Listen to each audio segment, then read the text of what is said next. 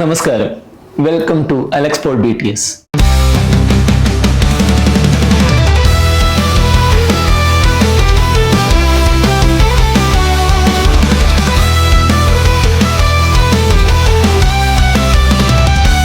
തൊട്ടതെല്ലാം പൊന്നാക്കിയ അലക്സ് പോൾ സർ, അദ്ദേഹത്തിൻ്റെ മ്യൂസിക്കൽ ജേണിയിൽ ഒത്തിരി പ്രഗത്ഭരായ വ്യക്തികളുണ്ട്. അതിൽ ഒരാൾ ഇന്ന് നമ്മുടെ കൂടെയുണ്ട്. അവരൊരു സിംഗറാണ്, ഒരു ഡാൻസറാണ്, ഓൺട്രപ്രന്യൂറാണ്, റിയാലിറ്റി ഷോസിൽ പങ്കെടുത്തിട്ടുണ്ട്, ജഡ്ജാണ്. അങ്ങനെ ഒത്തിരി വിശേഷങ്ങളുള്ള നമ്മുടെ കൂടെ ഇന്ന് ചേരുന്നത് ലിജി ഫ്രാൻസിസ്. നമ്മൾ പോലും അറിയില്ല നമുക്ക് അങ്ങനെ പാടാൻ പറ്റും, ഇങ്ങനെ പാടാൻ പറ്റും. സൗണ്ടൊക്കെ മാറ്റിയൊക്കെയാണ് ഞാൻ പാടിയിരിക്കണത്. അലക്കടലിൽ പിടപിടക്കണ ഞണ്ട്, കറുത്തൊരു കൊഴുത്തൊരു ഞണ്ട്, കൽക്കണ്ട മലയെ ഒറ്റയ്ക്കു നുണയാൻ മണ്ണുണ്ടി കൊതിക്കുറുമ്പൻ. ആ കുട്ടി ഒരു പാവമാണ്, പക്ഷെ ഒരു സിംഹത്തെ പോലെയുള്ള ഒരാൾ കൂടെ ഉണ്ടാവും. അസലായി നീ റോസാ പൂവഴകേ, സിയോൻ മണവാളൻ യേശുരാജരാജൻ, സഞ്ചാരി എൻ ജീവന്റെ നാഥൻ. അമ്മക്ക് ഏറ്റവും ബെസ്റ്റ് എന്താന്ന് വെച്ചാൽ വല്ല റെസ്റ്റോറന്റ് നമുക്ക് സ്റ്റാർട്ട് ചെയ്യാം. കാരണം എന്താ വെച്ചാൽ അമ്മയ്ക്ക് അതാവുമ്പോഴേക്കും ഇഷ്ടമുള്ള ഭക്ഷണം കഴിക്കാം. സെൽഫ് ട്രോളും ഉണ്ട്, ഫാമിലി ട്രോളും ഉണ്ട്. വെൽക്കം ചേച്ചി. Thank you. എന്തൊക്കെയുണ്ട് വിശേഷം? നല്ല വിശേഷം, സുഖമായി പോണു. ഒരു മ്യൂസിക്കലി ഇന്ന് ജീവിതത്തിൽ എങ്ങനെയാണ് കാര്യങ്ങൾ നടന്നുകൊണ്ടിരിക്കുന്നത്? സാധാരണ എന്താ പറയാ, നമുക്ക് എന്നും മ്യൂസിക് കൂടെ ഉണ്ടല്ലോ, നല്ല രീതിക്ക് തന്നെ പോയിക്കൊണ്ടിരിക്കണം. അത് ഷോസും കാര്യങ്ങളും ഷോസ് ഒക്കെ ഉണ്ട്, നല്ല രീതിയിൽ, കുഴപ്പമില്ല. എനിക്ക് തോന്നുന്നു ചേച്ചി കൂടുതലും ലൈവ് ഷോസ് ആണ് ഫോക്കസ് ചെയ്യുന്നത്. അപ്പൊ ലൈവ് ഷോസിൽ എങ്ങനെയാണ് അതിലോട്ട് വരുന്ന ഒരു മ്യൂസിക്കൽ ജേർണി ഒന്ന് പറയാമോ? ഞാൻ ചെറുപ്പത്തിലേന്ന് വെച്ചാല് പള്ളിയിൽ പാട്ട് പാടുമായിരുന്നു, കൊയറില്. അത് കഴിഞ്ഞിട്ട് പിന്നെ എൻ്റെ കൂടെ എൻ്റെ ഡാഡി എന്ന് വെച്ച് കഴിഞ്ഞാൽ എവിടെ പാട്ടുണ്ടോ അവിടെ എന്നെയും എൻ്റെ അനിയത്തിനെയും അവിടെ പ്രോഗ്രാം അവതരിപ്പിക്കാനായിട്ട് കൊണ്ടുപോകും. ഇപ്പോൾ ചിലപ്പോൾ കല്യാണമൊക്കെ ആയിരിക്കാം, അപ്പോൾ അവിടെ അവിടെ ഒരു പാട്ട് മോള് പാടണം കേട്ടോ എന്ന് വെച്ചാൽ നമുക്ക് അവസരങ്ങൾ കിട്ടുകയാണ് ആ സമയത്ത്.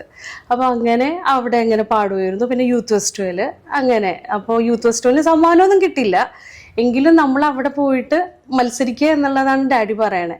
എന്ന് വെച്ചാൽ ഇപ്പോൾ സ്റ്റേജ് ഫിയർ കാര്യങ്ങളൊന്നും ഉണ്ടാവില്ലല്ലോ ആ സമയത്തൊക്കെ നമ്മളിങ്ങനെ പോകുമ്പോഴേക്കും. പിന്നെ അതിനേക്കാളും ഞങ്ങൾക്ക് കൂടുതൽ സന്തോഷം എന്ന് പറയാനായിട്ട്, അന്ന് സമ്മാനം കിട്ടിയില്ലെങ്കിൽ ഡാഡി എന്ത് ചെയ്യുന്ന വെച്ചാൽ ഹോട്ടലിൽ കൊണ്ടുപോയിട്ട് നല്ല മസാല ദോശ, കോഫി, ഐസ്ക്രീം, ഇങ്ങനെ എല്ലാ സാധനങ്ങളും മേടിച്ചൊക്കെ തരും. അപ്പോൾ ഞാനും അനിയത്തിയൊക്കെ എന്ന് വെച്ച് കഴിഞ്ഞാൽ എവിടെ മത്സരം ഉണ്ടെങ്കിലും ഡാഡി ഇന്നോടത്തൊരു മത്സരമുണ്ട്. അപ്പൊ അവിടെ പോകാനുള്ള ആവശ്യം എന്ന് വെച്ചാൽ ഫുഡ് എന്തായാലും ആ സമയത്ത് നമുക്ക് ഇതാവല്ലോ. ഭക്ഷണപ്രിയാണ്. തീർച്ചയായിട്ടും എന്നെ കാണുമ്പോഴേ അറിയാലോ. അപ്പൊ അച്ഛൻ ആർട്ടിസ്റ്റ് ആയിരുന്നു അല്ലെങ്കിൽ സിംഗിങ്? ഇല്ല, ഡാഡിക്ക് ബിസിനസ് ആയിരുന്നു. ഇപ്പൊ ഡാഡി ഇല്ല, 2 വർഷമായി ഇപ്പൊ മരിച്ചിട്ട്. പക്ഷെ എന്റെ ഡാഡി കാരണമാണ് ഞാൻ ഇങ്ങനെ ഒരു സിംഗർ ആവാനുള്ള ഒരു കാരണം. എന്താ വെച്ചാല് ഡാഡി എന്തിലുള്ള ഒരു കഴിവ് എന്ന് പറയാനായിട്ട്, നമുക്ക് ഡാൻസ്, ചെറുപ്പത്തിലെ ഡാൻസ്, പാട്ട് എന്നൊക്കെ വെച്ചാൽ എല്ലാവരും കുട്ടികളൊക്കെ ചെയ്യുന്നതാണ്. എങ്കിൽ പോലും എനിക്കൊരു ധൈര്യം ഇല്ലെങ്കിലും മോളെ അത് പാടിക്കുവോ, തെറ്റിയാലും സാരില്ല പാടിക്കുവോ, അങ്ങനെ പറയുന്നത് ഒരു എൻ്റെ ഡാഡി എന്ന് വെച്ചാൽ ഒരു പ്രത്യേക ഒരു മനുഷ്യനാണ്. എനിക്ക് അതൊരു വലിയൊരു ഭാഗ്യമാണ്. എൻ്റെ ഡാഡിയും മമ്മിയും അങ്ങനെ തന്നെയാണ്. ഇന്ന് ജീവിതത്തിൽ സക്സസ്ഫുൾ ആയ എല്ലാവർക്കും ഫാമിലിയിൽ നിന്ന് ഒരു സപ്പോർട്ട് സിസ്റ്റം അല്ലേ? അത് ഒരാളായിരിക്കാം, ചിലപ്പോ അച്ഛനും അമ്മയും ആയിരിക്കാം, അല്ലെങ്കിൽ ചിലപ്പോൾ സിബ്ലിങ്സ് ആയിരിക്കും അല്ലേ? എനിക്ക് എൻ്റെ അനിയത്തിയും നല്ല സപ്പോർട്ടാണ് കേട്ടോ. ഇപ്പോൾ കല്യാണം കഴിഞ്ഞിട്ട് ഹസ്ബൻഡ് ആണെങ്കിലും ഹസ്ബൻഡിന്റെ അമ്മ, പെങ്ങന്മാര്, അവരൊക്കെ നല്ല സപ്പോർട്ടാണ്. ഇപ്പൊ 3 മക്കളുണ്ട് എനിക്ക്. 3 മക്കൾ. എന്ത് ചെയ്യുന്നു? അത് മോള് വെൽഗ 10th പഠിക്കുന്നു, രണ്ടാമത്തെ മോൻ വിയോൺ 4th പഠിക്കുന്നു, മൂന്നാമത്തെ ആള് വിയാൻ 3 വയസ്സാവണു. നല്ല പേരാണ്. Thank you. അപ്പോ ഇനീഷ്യലി മ്യൂസിക്കൽ ജേർണിയിലോട്ട് വരുന്ന സമയത്ത് ആക്ച്വലി ചേച്ചി എന്താ പറയാ, ട്രെയിൻഡ് സിംഗർ അല്ല. പക്ഷെ അതൊരു മാനദണ്ഡവും അല്ല, അതിന്റെ ഒരു എക്സ്പീരിയൻസ്. അതായത് ഇപ്പൊ നമുക്കറിയാം ഒത്തിരി വളരെ പ്രഗത്ഭരായ വ്യക്തികൾ, ഇപ്പൊ നമ്മൾ പറയുന്ന മാതിരി SPB സാറൊക്കെ നമ്മൾ പറഞ്ഞിട്ടുണ്ട്, ട്രെയിൻ സിംഗർ അല്ല, അദ്ദേഹം ഒരു ജീനിയസ് ആണ് അല്ലെ? അപ്പൊ അങ്ങനത്തെ ഒരു ജേർണി, ട്രെയിനിങ് ആക്ച്വലി പോയിട്ടുണ്ടോ എപ്പോഴെങ്കിലും, അല്ലെങ്കിൽ ലൈക്ക് അത് ആഗ്രഹിച്ചിട്ടുണ്ടോ, അല്ലെങ്കിൽ അതിന്റെ എന്തെങ്കിലും കുറവ് എപ്പോഴെങ്കിലും തോന്നിയിട്ടുണ്ടോ, അല്ലെങ്കിൽ അതെങ്ങനെ കവറപ്പ് ചെയ്യാൻ സ്വയം എങ്ങനെ സാധിച്ചു? അതായത് ഞാൻ 9th പഠിക്കുന്ന സമയത്ത് അന്ന് തുടങ്ങി സ്റ്റേജ് ഷോസ് ചെയ്തു തുടങ്ങുന്നതാണ്. അപ്പോൾ പഠിത്തം പ്രോഗ്രാം അങ്ങനെയുള്ള രീതിയിലാണ് പോയിക്കൊണ്ടിരുന്നത്. അപ്പോൾ പാട്ട് പഠിക്കണം എന്നുള്ള ആഗ്രഹം എനിക്ക് കുറവായിരുന്നു സത്യം പറഞ്ഞാൽ, ഇത്തിരി മടിയുണ്ടായിരുന്നു. പക്ഷേ എൻ്റെ ഡാഡി പറയുമായിരുന്നു പാട്ട് മോള് പഠിക്കണം, കാരണം എന്താ വെച്ചാൽ അതിൻ്റെ ഒരു കുറവ് ഭാവിയിൽ വരരുത് എന്ന് പറയും. പക്ഷേ ഞാൻ എന്താ വെച്ചാൽ നമ്മൾ പ്രോഗ്രാമിന് പോകുമ്പോഴേക്കും നമുക്ക് ടൈം അങ്ങനെ കിട്ടില്ല. പക്ഷെ വേണമെങ്കിൽ നമുക്ക് ടൈം കണ്ടെത്താം, അത് വേറൊരു കാര്യം. പക്ഷേ അങ്ങനെ എന്താ പറയുക, വീട്ടിലൊരു സാറിനെയും പിന്നെ ഒരു ടീച്ചറിനെയൊക്കെ നിർത്തി. പക്ഷേ എന്താ വെച്ചാൽ അവർ വരുമ്പോഴേക്കും നമ്മൾ വീട്ടിലുണ്ടാവില്ല. ഞാനും എൻ്റെ കൂടെ ഡാഡിയാണ് ഷോസിനൊക്കെ വന്നിരുന്നത് കൂടെ. അപ്പോൾ ഞങ്ങൾ ഷോസിന് പോകും, അങ്ങനെയൊക്കെ ആയിരുന്നു. പിന്നെ ട്യൂഷൻ, അങ്ങനെ മൊത്തത്തിൽ തിരക്കും ഇതൊക്കെ ആയിരുന്നു. പിന്നെ ഈ പറഞ്ഞ പോലെ നമുക്ക് ചില ക്ലാസിക്കൽ സോങ്സ് ഒക്കെ പാടുമ്പോഴേക്കും ഞാൻ പാടാറുണ്ട്. എന്താന്ന് വെച്ചാൽ ഈ ഡാഡി പറയാറുണ്ട് എന്ന് പറഞ്ഞില്ലേ, നീ അത് ഇതാവണ്ട, പേടിക്കേണ്ട, ധൈര്യമായിട്ട് പാടിക്കോ എന്ന് വെച്ചാൽ നമുക്കൊരു ധൈര്യം തന്നില്ലായിരുന്നു വെച്ചെങ്കിൽ ഞാൻ ആ പാട്ട് പാടാൻ ശ്രമിക്കില്ലായിരുന്നു. പക്ഷെ ഞാൻ ഈ പാട്ടൊക്കെ പാടും, ഇപ്പൊ ക്ലാസിക്കൽ സോങ്സ് ഒക്കെ പാടും.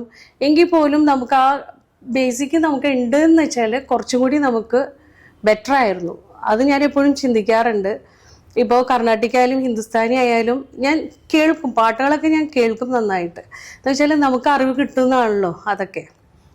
പിന്നെ എന്ന് വെച്ചാൽ എന്തോ ദൈവാനുഗ്രഹമാണ് ഒരു പ്ലേ ബാക്ക് സിംഗറായി എന്നുള്ളൊരു സംഭവം. എനിക്കൊന്ന് കേൾവിജ്ഞാനം അല്ലെ, കേൾവിജ്ഞാനം അതില് തീർച്ചയായിട്ടും. അപ്പൊ അത് എന്തെങ്കിലും ടിപ്സ് ഉണ്ടോ? ഐ മീൻ ചിലവർക്ക് സാഹചര്യം കൊണ്ട് അവർക്ക് പഠിക്കാൻ പറ്റാത്ത അവസ്ഥയുണ്ട്, ഫൈനാൻഷ്യൽ ആണെങ്കിൽ സമയമില്ലാത്ത കൊണ്ടും ചിലപ്പോൾ പറ്റാത്തതുണ്ട്. അപ്പൊ അവർക്ക് എന്തെങ്കിലും ടിപ്സ് പറയാം? മാക്സിമം ഇപ്പോ സത്യം പറഞ്ഞാൽ ഇപ്പോ ഞാനിപ്പോ വലിയൊരു നന്ദി പറയേണ്ടത് അലക്സ് പോൾ സാറിനോടാണ്. കാരണം എന്താന്ന് വെച്ചെന്നാല് അദ്ദേഹത്തെ പോലെയുള്ള ഒരാള് എനിക്ക് സിനിമയിൽ പാടാൻ അവസരം തന്നത് തന്നെ വലിയൊരു കാര്യം. ആരും അതിനൊരു ധൈര്യം കാണിക്കില്ല. കാരണം എന്താന്ന് വെച്ചെന്നാൽ പല മ്യൂസിക് ഡയറക്ടേഴ്സും മ്യൂസിക് പഠിച്ചിട്ടില്ല എന്ന് പറഞ്ഞു കഴിഞ്ഞാൽ അവിടെ ഒരു നെഗറ്റീവായിട്ടാണ് അത് കാണുള്ളൂ. പക്ഷെ എന്നെ സംബന്ധിച്ച് എന്താ പറയാ, അത് നമ്മളെ കൊണ്ട് പാടിപ്പിക്കാനുള്ള ഒരു ധൈര്യം കാണിച്ചു എന്ന് പറഞ്ഞത് തന്നെ വലിയൊരു കാര്യമാണ്. അപ്പോ അലക്സ് പോൾ സാറുമായിട്ടുള്ള എങ്ങനെയാണ് ഒരു ആത്മബന്ധം? ഞാന് ബിമൽ എന്ന് പറഞ്ഞിട്ട് ഒരു സിംഗർ ഉണ്ടായിരുന്നു. അപ്പോൾ ഷോസിന് ബിമലേട്ടനായിട്ട് ഷോസ് ഒക്കെ ചെയ്യുമ്പോഴേക്കും ദൂരദർശന്റെ ഒരു പ്രോഗ്രാം പ്രകാശം എന്ന് പറഞ്ഞിട്ടൊരു പ്രോഗ്രാം ഉണ്ടായിരുന്നു. അപ്പോൾ ആ പ്രോഗ്രാമിന് വേണ്ടിയിട്ട് ഒരു സിംഗർ വേണം എന്ന് ഇങ്ങനെ അലക്സ് പോൾ സാർ പറഞ്ഞപ്പോഴേക്കും ലിജി എന്ന് പറഞ്ഞിട്ടൊരു സിംഗർ ഉണ്ട് എന്ന് പറഞ്ഞാൽ അങ്ങനെ അലക്സാണ്ടർ ആയിരുന്നു അത് ഷൂട്ട് ചെയ്തിരുന്നത്. അപ്പോൾ ആ പ്രോഗ്രാമിന് ചെന്നിട്ടാണ് പരിചയപ്പെടുന്നത്. അപ്പോൾ എനിക്കാണെങ്കിൽ നല്ല ടെൻഷനായിരുന്നു. കാര്യം എന്താ വെച്ചാൽ ഇദ്ദേഹത്തെ പോലെയുള്ള ഒരാളാണ്, പിന്നെ ലാൽ സാറിൻ്റെ അനിയനാണ്. അപ്പോൾ അങ്ങനെയൊക്കെ കേട്ടപ്പോൾ നമുക്കൊരു ടെൻഷൻ ഉണ്ട്. പിന്നെ ഇവരെയൊക്കെ കാണാൻ നമുക്ക് ഭയങ്കര ആഗ്രഹമാണ്. കാരണം എന്താ വെച്ചാൽ നമ്മളൊക്കെ എന്ന് വെച്ചാൽ സാധാരണക്കാരല്ലേ. അപ്പോൾ ഫിലിം ഇൻഡസ്ട്രിയിലുള്ള ആളുകൾ എന്നൊക്കെ പറയുമ്പോഴേക്കും നമുക്ക് ഭയങ്കര കൗതുകത്തോടു കൂടിയാണ് നമ്മൾ ഇവരെയൊക്കെ കാണുന്നത്. അപ്പോൾ അങ്ങനെ ചെന്നപ്പോഴേക്കും ഭയങ്കര ടെൻഷനിൽ കാണും. പക്ഷേ അദ്ദേഹം എന്ന് പറയാനായിട്ട് അലക്സേട്ടൻ എന്ന് വെച്ച് കഴിഞ്ഞാൽ ഭയങ്കര ഒരു സിമ്പിൾ മനുഷ്യനാണ്. കാര്യം അത്ര കൂളായിട്ട് ഒരു പാവം മനുഷ്യൻ. അപ്പോൾ നമുക്ക് എന്താ പറയുക, നമുക്കൊരു പേടിയില്ലാണ്ട് നമ്മൾ നല്ല ധൈര്യത്തിൽ തന്നെ നമുക്ക് പാട്ടുകൾ പാടാനും ഒക്കെ പറ്റും. അങ്ങനെ ഇപ്പോൾ ഈ ഫിലിമിലേക്ക് വന്നത് എങ്ങനെയാന്ന് വെച്ചാൽ ഈ പ്രകാശം എന്ന് പറഞ്ഞാൽ അതിൽ കുറേ പഴയ പാട്ടുകളൊക്കെ പാടണമായിരുന്നു. അപ്പോൾ കൂടുതലും ഞാൻ ഈ സ്റ്റേജ് ഷോസിലൊക്കെ എന്ന് വെച്ചാൽ അടിപൊളി പാട്ടുകളാണ് പാടുന്നത്. 1-2 മെലഡി സോങ്സ് ആണ് പാടാറ്.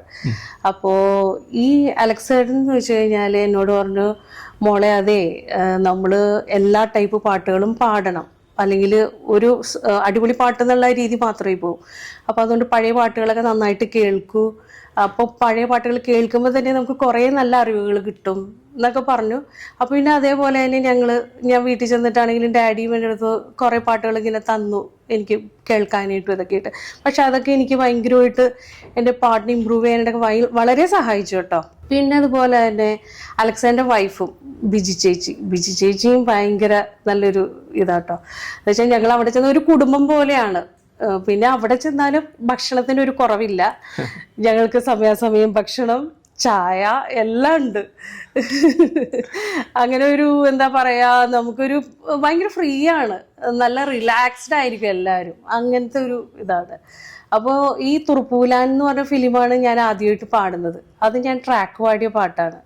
അപ്പോഴും എൻ്റെ അടുത്ത് ഡാഡി എൻ്റെ അടുത്തൊരു കാര്യം പറഞ്ഞു, മോളെ നിനക്ക് ഉള്ളതാണെന്നുണ്ടെങ്കിൽ ആ പാട്ട് കിട്ടും, അത് കിട്ടും എന്ന് പ്രതീക്ഷിച്ചിട്ട് മോള് പാടരുത്. പക്ഷെ നിനക്ക് എങ്ങനെ അത് നന്നാക്കി പാടാൻ പറ്റും, എത്ര നന്നായിട്ട് അത് പാടാൻ പറ്റും, മാക്സിമം നന്നായിട്ട് പാടാം. പക്ഷെ അത് നിനക്ക് തന്നെ വേണം എന്നുള്ളൊരു അങ്ങനത്തെ ഒരു മൈൻഡ് വെക്കരുത്. കാരണം എന്താ വെച്ചാൽ വേറെ ഒന്നുമല്ല, നമുക്ക് കിട്ടിയില്ലെങ്കിൽ അത് നിരാശയാകും. Expectation hertz.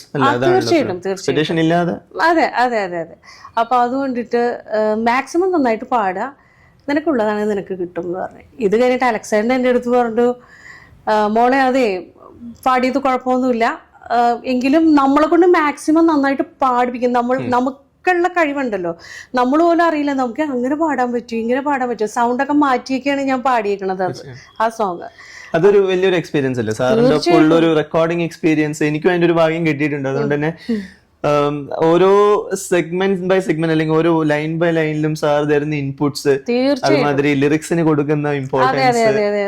സത്യം പറഞ്ഞാല് എനിക്ക് റെക്കോർഡിങ്ങിന് ഞാൻ അത്രയും നാളും ഈ പോപ്പിക്കൂടയുടെ പരസ്യം അങ്ങനെയുള്ളതൊക്കെ പാടാൻ പോയിട്ട്, കുഞ്ഞാഞ്ഞ എന്നുള്ള ഒരു സോങ് ഒക്കെ ഉണ്ടായിരുന്നു, ജോൺസ് അങ്ങനെയുള്ളതൊക്കെ ഞാൻ പാടാൻ പോയിട്ടുണ്ട്. പക്ഷെ എങ്കിലും നമുക്ക് എങ്ങനെ ഒരു റെക്കോർഡിങ്ങിന് എങ്ങനെ പാടണം എന്നൊക്കെ പഠിപ്പിച്ചു തന്നത് അലക്സ് പോൾ സാറാണ്. ശരിക്കും മ്യൂസിക്കിലത്തെ ഒരു ഗോഡ് ഫാദർ ആൻഡ് മെന്റർ. തീർച്ചയായിട്ടും. അതെ അതെ. എനിക്ക് തോന്നുന്നത് ഞാൻ ഈ ഇന്റർവ്യൂ ചെയ്യുമ്പോൾ തന്നെ എനിക്ക് സോ ഹാപ്പി. എന്താ വെച്ച് കഴിഞ്ഞാൽ ഒത്തിരി ആൾക്കാരുടെ ലൈഫിലെ വലിയൊരു ഒരു ടേണിംഗ് പോയിന്റ് ആണ് അലക്സ് പോൾ സാർ. സാറിന്റെ ഒപ്പം ഇന്നും എനിക്കും ഇങ്ങനെ എന്താ പറയുക കൂടാൻ പറ്റുന്നത് വലിയ ഭാഗ്യമായിട്ട് ഞാൻ കരുതുന്നു. Again thank God, thank you sir again. അപ്പോ സാറിന്റെ ആ ഒരു ഫസ്റ്റ് റെക്കോർഡിംഗില് പാടിയ പാട്ടിന്റെ പ്ലീസ്. പാടാം. ഓക്കെ. അത് ഞാനും മഹാദേവൻ എന്ന് പറഞ്ഞിട്ടുള്ള ഒരു ചേനും കൂടിയിട്ട് പാടിയത് കൈതപ്രം സാറിന്റെ വരികളാണ്. ആലക്കടലിൽ പിടപിടക്കണ ഞണ്ട്, കറുത്തൊരു കൊഴുത്തൊരു ഞണ്ട്, ഈ കറിക്കലത്തിൽ വറുത്തെടുത്തൊരു ഞണ്ട്, കറുമുറോന്ന് കടിച്ചു തിന്നട മച്ച, ഹേയ് കറുമുറോന്ന് കടിച്ചു തിന്നട മച്ച മച്ച. കേട്ടിട്ടുണ്ടല്ലോ? അടിപൊളി. എനിക്കൊന്ന് അത് അതിന്റെ ഒരു സെലക്ഷൻ തന്നെ അല്ലെ. അതായത് നമുക്ക് നമ്മുടെ ഒരു ബാക്ക്ഗ്രൗണ്ട് കർണാട്ടിക്കോ അല്ലെങ്കിൽ ഹിന്ദുസ്ഥാനോ വെസ്റ്റേണോ ഒന്നും വേണ്ട, നമ്മള് സോൾഫുൾ സിംഗിങ്ങിന് അല്ലെ വളരെ ഇമ്പോർട്ടൻസ് കൊടുക്കുന്ന ഒരു ഇതിലാണ്. അപ്പൊ ആ പാട്ടിന് എന്ത് വേണോ ദാറ്റ് ഈസ് ദേർ. ഞാൻ ആദ്യം ഇതിങ്ങനെ സാധാ രീതിയിലാണ് അത് പാടിയത്. അപ്പൊ അലക്സാണ്ടർ പറഞ്ഞു, ലിജി അത് ഒന്ന് ടോണൊന്ന് ചേഞ്ച് ചെയ്ത്. അപ്പൊ ആ സമയത്തൊക്കെ എന്ന് വെച്ച് കഴിഞ്ഞാല് നമ്മള് ഈ ഗാനമേളകളിലൊക്കെ അടിപൊളി പാട്ടുകളൊക്കെ പാടുമ്പോൾ സൗണ്ട് ചേഞ്ച് ചെയ്തിട്ടുള്ളതൊക്കെ ഉണ്ടല്ലോ. അപ്പൊ ആ ഒരു ടോണൊക്കെ ഒന്ന് കൊടുത്തു നോക്കൂ. മന്മഥ റാസ ആ പാട്ടൊക്കെ ഉണ്ടല്ലോ, അങ്ങനത്തെ ഒക്കെ ഒരു ടൈപ്പ്. അപ്പൊ അങ്ങനത്തെ ഒരു ടോണൊക്കെ ഒന്ന് കൊടുത്തു നോക്കൂ എന്നൊക്കെ പറഞ്ഞു. അപ്പൊ അങ്ങനെ കൊടുത്തപ്പോഴേക്കും സത്യം പറഞ്ഞാൽ എനിക്ക് വിശ്വസിക്കാൻ പറ്റിയില്ല. നമ്മളാണ് അത് ആ സിനിമയിൽ പാടിയെന്നൊക്കെ പറയുമ്പോഴേ ഭയങ്കര ഇതായിരുന്നു. നമ്മളെ അങ്ങ് മോൾഡ് ചെയ്യും അല്ലെ, നമ്മള് വേണ്ട രീതിയിൽ സാർ അങ്ങ് മോൾഡ് ചെയ്തെടുക്കും. എക്സ്പേർട്ട് ആണ് സാർ ആ കാര്യത്തില്. അപ്പൊ അങ്ങനെ നമ്മള് എനിക്കൊന്ന് കല്യാണത്തിന് മുന്നേ അല്ലേ ചെയ്യുന്ന. അപ്പൊ എങ്ങനെ ഉണ്ടായിരുന്നു ഓഡിയൻസ് റെസ്പോൺസ്, റിലേറ്റീവ്സിന്റെ ഇടയിൽ അല്ലെങ്കിൽ ഫ്രണ്ട്സിന്റെ ഇടയിൽ? ലോകം മൊത്തം ഇത് അറിയുന്നു, ഒരു ഹിറ്റ് സോങ് ആവുന്നു. അപ്പൊ എങ്ങനെയായിരുന്നു ജീവിതത്തിൽ എന്തൊക്കെ സംഭവിച്ചെന്ന് പറയാൻ, ഞാൻ ആ സമയത്ത് ഞാൻ BBA ചെയ്തോണ്ടിരിക്കുന്ന ടൈമിലായിരുന്നു. അപ്പൊ ആ സമയത്ത് കോളേജിലൊക്കെ ആണെങ്കിലും ഭയങ്കര ഒരു സ്റ്റാർ ആയിട്ടൊക്കെ ഉള്ളത് വിളിക്കുന്നത്. എങ്കിൽ പോലും എല്ലാവരും നമുക്ക് എന്താ പറയാ, അതൊക്കെ ഞാൻ നന്നായിട്ട് എൻജോയ് ചെയ്തു. എന്ന് വെച്ചാല് ഒരു ഫിലിമിൽ പാടുക എന്നൊക്കെ പറയുമ്പോൾ അവർക്കും ഈ പറഞ്ഞ പോലെ നമ്മള് ഫിലിം ഫീൽഡിലുള്ള ആളുകളെ കാണുന്ന ആ ഒരു രീതി തന്നെയാണ് അവരും കാണുന്നത്. പിന്നെ അതുപോലെ എന്താ പറയാ, ഇപ്പൊ എന്റെ കല്യാണം കഴിഞ്ഞത് ഈ തുർപ്പൂല എന്ന് പറഞ്ഞ ഫിലിമിൽ പാടിയല്ലോ, അതിന്റെ ഒരു ഇന്റർവ്യൂ ഒരു മാഗസീനിൽ ഉണ്ടായിരുന്നു. അതിൽ എന്റെ ഡാഡിയുടെ ഫോൺ നമ്പർ ഉണ്ടായിരുന്നു. അത് എന്റെ ഹസ്ബൻഡ് കണ്ടിട്ട് വിളിച്ചിട്ട് കല്യാണാലോചന വന്നതാണ്. ആള് ദുബായിലായിരുന്നു ആ സമയത്ത്. അപ്പൊ അങ്ങനെ വന്ന കല്യാണാലോചനയാണ്. അപ്പോ അങ്ങനെ ഈ ഒരു ഫിലിമും ഇതൊക്കെ ആയിട്ടൊക്കെ ഒരു ബന്ധമുണ്ട് എന്നൊക്കെ വേണമെങ്കിൽ പറയാം. കിട്ടിയോ?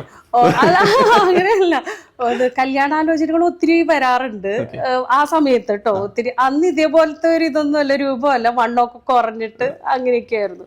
പിന്നെ എൻ്റെ കൂടെ ഡാഡി ഉള്ളത് കൊണ്ടിട്ട് എല്ലാവരും പറയും ആ കുട്ടി ഒരു പാവമാണ്, പക്ഷെ ഒരു സിംഹത്തെ പോലെയുള്ള ഒരാൾ കൂടെ ഉണ്ടാകും. അതുകൊണ്ട് ആളുകൾക്ക് പിന്നെ ആരെങ്കിലൊക്കെ പറഞ്ഞു വിടും, ഇന്ന ആളെ ഇഷ്ടമാണ് എന്നൊക്കെ പറയും. ഞാൻ നേരെ അങ്ങനെ എന്റെ ഡാഡിയോട് പറയും, ഡാഡി ഇത് ഇന്ന ആൾക്ക് ഇഷ്ടമാണെന്ന് പറഞ്ഞിട്ടുണ്ട്. അപ്പൊ പിന്നെ ഡാഡി എന്താ മോനെ ഇപ്പൊ പഠിക്കണ പ്രായമല്ലേ, ഡാഡി അങ്ങനെയാണ്. പക്ഷെ ഡാഡിക്ക് വേറൊരു മുഖം ഉണ്ടായിരുന്നു, എങ്കിൽ പോലും ആളൊരു ജഗജില്ലനാണ്. പിന്നെ നല്ലൊരു പ്രത്യേക ഒരു ക്യാരക്ടറാണ് ഡാഡി. ഡാഡിനെ ഭയങ്കരമായിട്ട് മിസ് ചെയ്യുന്നുണ്ട്. എൻ്റെ ഒരു തീരാ ദുഃഖം എന്ന് തന്നെ പറയാം. എനിക്ക് ഭയങ്കര ഒരു വിഷമമുള്ളൊരു കാര്യമാണ് ഡാഡിയുടെ ഒരു മരണം. അത് തീരെ പ്രതീക്ഷിച്ചില്ല. എന്ന് വെച്ചാൽ ഇപ്പോൾ എപ്പോഴും എൻ്റെ കൂടെ വന്നിരുന്നത് ഡാഡി തന്നെയായിരുന്നു. പ്രോഗ്രാമിന് എബ്രോഡ് ഷോസ് പോകുമ്പോഴൊക്കെ ആണെങ്കിലും ഡാഡി തന്നെയായിരുന്നു വന്നിരുന്നത്. അത് കഴിഞ്ഞിട്ട് ഉള്ള ബാക്കിയുള്ള നെക്സ്റ്റ് സ്റ്റെപ്പ് എന്തായിരുന്നു? അപ്പൊ ഒരു പടത്തിൽ പാടി, അപ്പൊ ആ പടത്തിൽ പാടി അത് ആദ്യമായി തിയേറ്ററിൽ പോയി കാണുന്നു അല്ലെ? തിയേറ്ററിൽ പോയി കാണുന്നു. അപ്പൊ അതിന്റെയൊക്കെ എങ്ങനെയൊക്കെയായിരുന്നു ആ ഒരു തിയേറ്ററിൽ കാണുമ്പോഴേക്കും ഞാൻ എല്ലാവരുടെയും മുഖത്ത് ഇങ്ങനെ നോക്കും. ഞാൻ പാടുമ്പോഴേക്കും എങ്ങനെയുണ്ട് ഇത്, അവരുടെയൊക്കെ മുഖം എങ്ങനെയുണ്ട് നോക്കും. ഇത് കഴിഞ്ഞിട്ട് പിന്നെ ഞാൻ ഇങ്ങനെയൊക്കെ ഒന്ന് നിൽക്കും, ഞാനാണ് പാടിയത് എന്നുള്ള രീതിയിൽ. അതെ അതെ അതെ.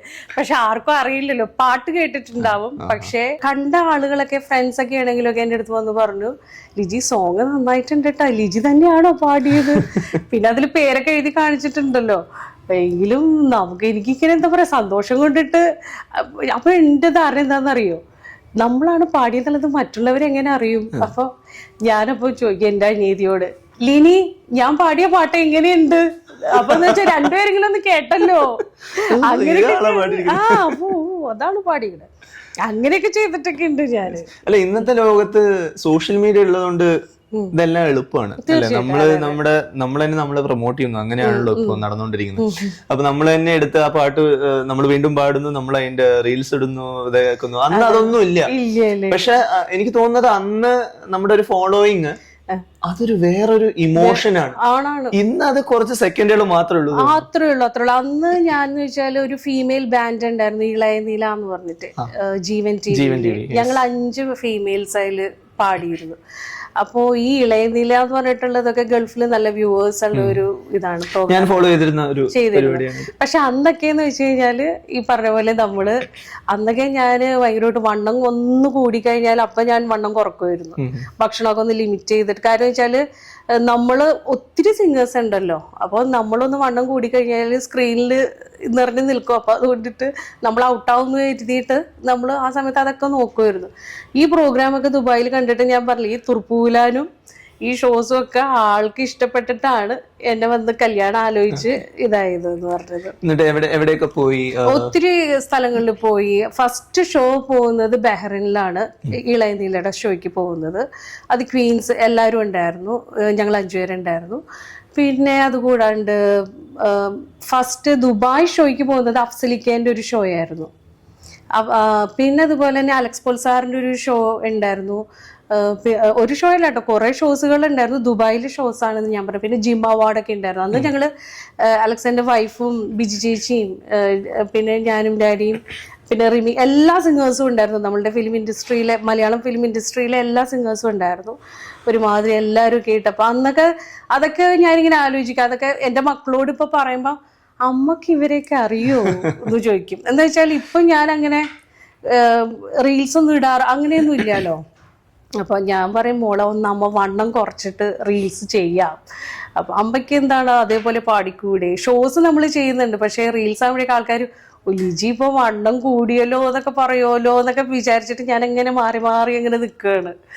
ഐ തിങ്ക് അതൊരു പ്രശ്നമല്ല ഈ കാലത്ത്. അതങ്ങനെ ഒരു ഫിൽറ്ററിംഗ് ഒന്നും ആരും നോക്കുന്നില്ല എന്നാണ് എനിക്ക് തോന്നുന്നത്. പക്ഷെ എന്താ ആൾക്കാർ കളിയാക്കില്ലേ, ഓ വേറെ പണിയൊന്നും ഇല്ലേ എന്നൊക്കെ പറയോ, കമന്റ് വരുമോ അതൊക്കെ. പാട്ട് കേട്ട് കഴിഞ്ഞാൽ നമ്മുടെ ശബ്ദം കേട്ട് കഴിഞ്ഞാൽ പിന്നെ വേറെ കാര്യങ്ങളൊന്നും ആയിരിക്കും. നമ്മുടെ ശബ്ദത്തിലോട്ടാണല്ലോ നമ്മുടെ സ്നേഹം പോകുന്നത്. അതെ അതെ അതെ. അപ്പൊ ഞാൻ അതൊക്കെ പേടിച്ചിട്ട് അപ്പൊ എന്റെ അടുത്ത് മോള് വെൽക പറയും, അമ്മക്കൊരു പാട്ടൊക്കെ പാടിയിട്ട് ഇതാക്കിക്കൂടെ, നമുക്ക് വേണമെങ്കിൽ പാടത്ത് പോയിട്ട് എടുക്കാം, അല്ലെങ്കിൽ ഇനി വേറെ രീതിയിൽ പാറപ്പുറത്ത് പോയിട്ട് ഇരുന്ന് എടുക്കാം. ഞാൻ അമ്മ ഒന്ന് വണ്ണം കുറച്ചിട്ട് അമ്മ എന്തായാലും ചെയ്യും പോളെ എന്ന് പറഞ്ഞാൽ പെട്ടെന്ന് നടക്കട്ടെ അല്ലേ, പ്രയത്നിക്കാം. അപ്പോ മമ്മൂക്കയുടെ ഒരു സൂപ്പർ ഹിറ്റ് പടം അല്ലെ, അതിൽ പാടുന്നു. അത് കഴിഞ്ഞിട്ട് പൃഥ്വിരാജിലോട്ട് വരുന്നു, ചോക്ലേറ്റ്. അതിലത്തെ പാട്ട് അത് ഇതിലും ഹിറ്റ് ആവുന്നു. കൽക്കണ്ട മഴ. അഖില കൂടെ ഉണ്ടായിരുന്നു ആ പാട്ടിന് കേട്ടോ. അത് ഞാൻ 2 വരി പാടാം. കൽക്കണ്ട മലയെ ഒറ്റയ്ക്ക് നുണയാൻ വന്നുണ്ടെ കൊതിക്കുറുമ്പൻ, തീനുള്ള മരത്തിൻ കൊമ്പത്തു കയറാൻ മോഹിച്ച പുളിയുറുമ്പൻ, പഞ്ചാര കണ്ണുണ്ടേ കൊച്ചു നടക്കുഴിയൊന്നുണ്ടേ, പഞ്ചാര കണ്ണുണ്ടേ കൊച്ചു നടക്കുഴിയൊന്നുണ്ടേ, ചുണ്ടത്തോ മുല്ലച്ചെണ്ടുണ്ടേ, ഹോ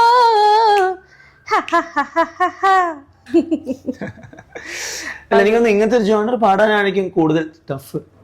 എനിക്ക് തോന്നുന്നത് അങ്ങനെയാണ്. ഞാനൊരു കർണാട്ടിക് ട്രെയിൻഡ് സിംഗറാണ്, എന്നാലും ഇങ്ങനത്തെ ജോണർ പാടാനാണ് എനിക്ക് കൂടുതൽ ടഫ്. കാരണം അതിന്റെ ആ അക്ഷരസ്ഫുടതയും അല്ലെ, ഓരോ കാര്യത്തിൽ കൊടുക്കുന്ന അപ്സ് ആൻഡ് ഡൗൺസ് ഒക്കെ. ഇപ്പൊ അലക്സാണ്ടർ എപ്പോഴും പറയും, പാടുമ്പോൾ നമ്മളിങ്ങനെ താളത്തിനനുസരിച്ചിട്ട്, അതൊക്കെ എനിക്ക് അറിയില്ലായിരുന്നു കേട്ടോ. കുറെ കാര്യങ്ങൾ നമുക്ക് പറഞ്ഞു തന്നത് അലക്സാണ്ടറാണ്. എന്താ വെച്ചാല് പാടുമ്പോൾ ആ താളത്തിനൊപ്പം തന്നെ നമ്മൾ പോണം. ചില കുട്ടികൾക്കും ഇപ്പോഴും അബദ്ധങ്ങൾ പറ്റാറുണ്ട്, അവർക്കറിയില്ല. ചിലപ്പോൾ അതിങ്ങനെ മറിഞ്ഞു കിടന്ന് അങ്ങോട്ട് പോകും. അതെ അതെ അതെ അതെ അതെ അതെ.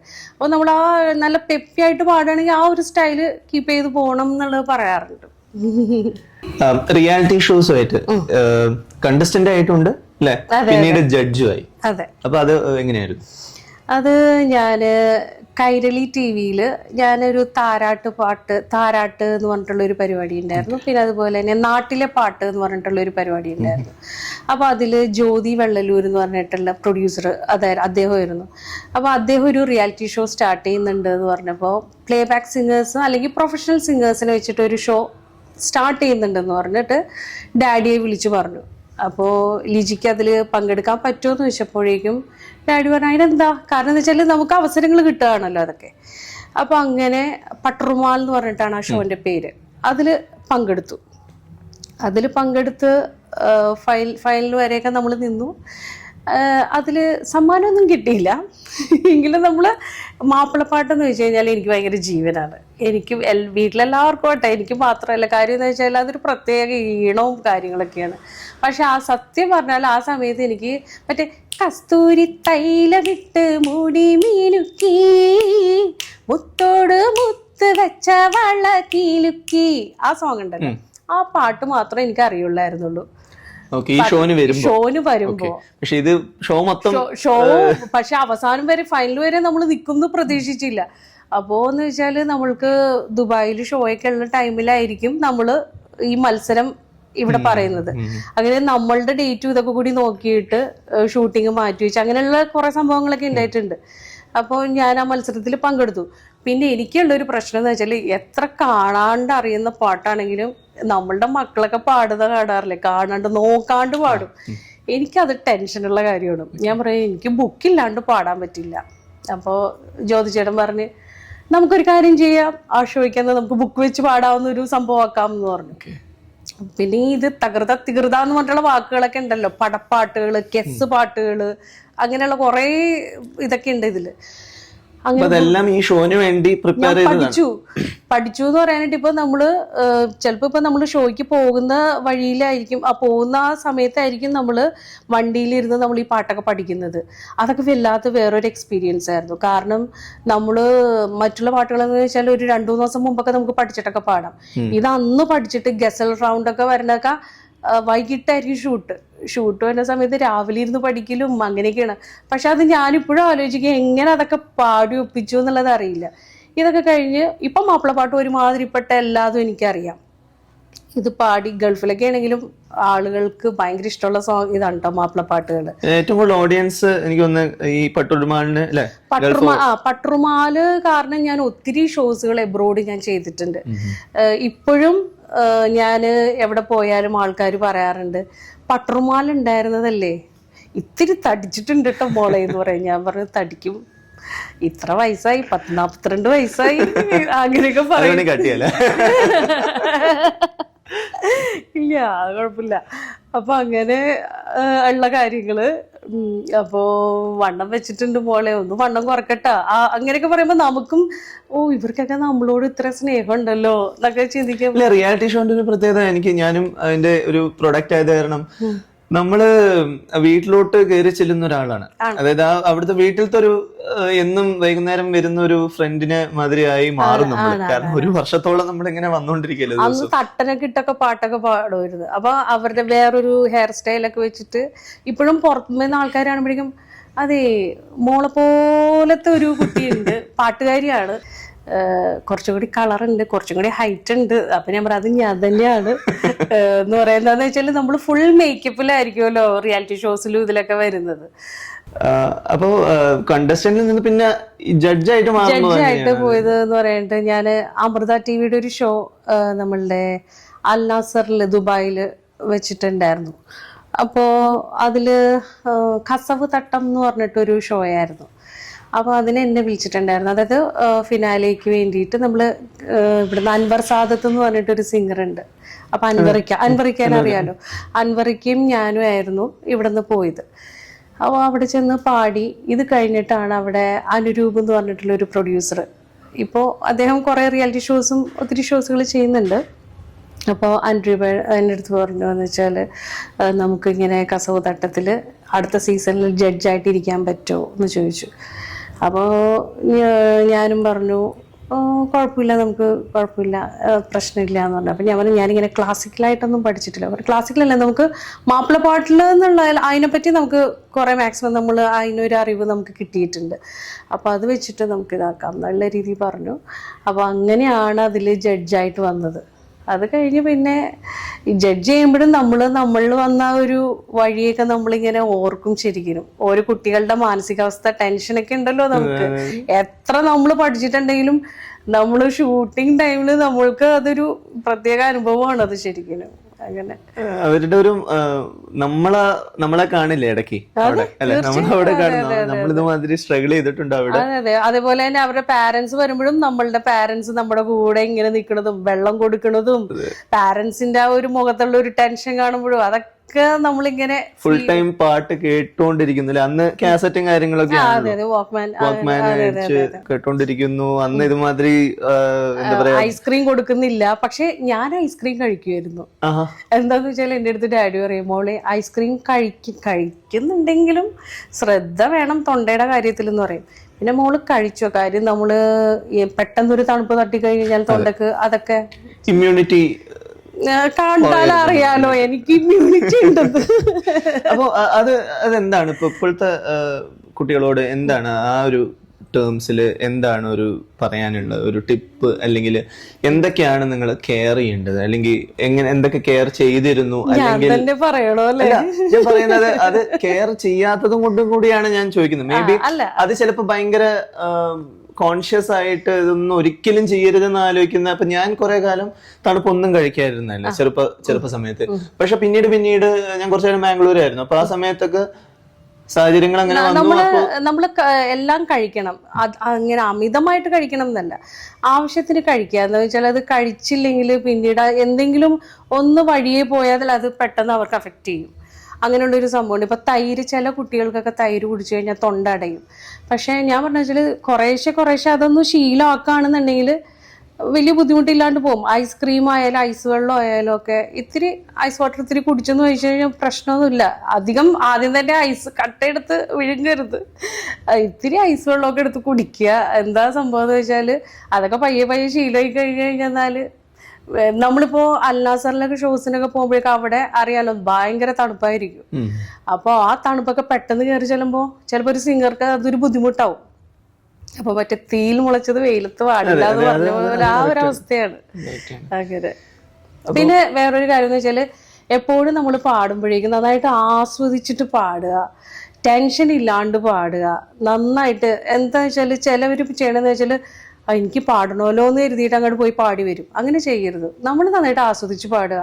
അപ്പോൾ അത് നമ്മൾ ആസ്വദിക്കുന്ന പോലെ തന്നെ ആ ഓഡിയൻസും ആസ്വദിക്കും. അങ്ങനെയുള്ളൊരു കുറേ കാര്യങ്ങളൊക്കെ ഉണ്ട്. പേടി എന്ന് പറഞ്ഞ സാധനം വേണ്ടാന്ന് വെക്കുക. പേടി വന്നു കഴിഞ്ഞാൽ നമ്മൾ അവിടെ തോറ്റു, അത്രയേ ഉള്ളൂ.